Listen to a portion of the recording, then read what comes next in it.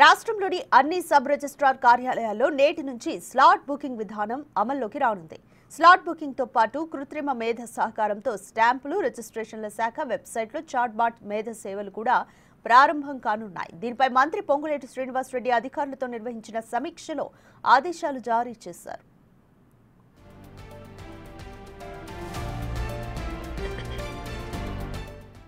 Slot booking విధానాన్ని ఇప్పటికే 2 దశల్లో పైలట్ ప్రాజెక్టు పద్ధతిని అమలు చేశారు. ఆస్తుల క్రయ విక్రయదారులు స్టాంపులు, రిజిస్ట్రేషన్ల శాఖ వెబ్సైట్ ద్వారా నేరుగా సందేహాలు నివృత్తి చేసుకునేందుకు వాట్సాప్లో సందేహాలు పంపితే వెంటనే సమాధానాలు వచ్చేలా ఏర్పాట్లు పూర్తయ్యాయి.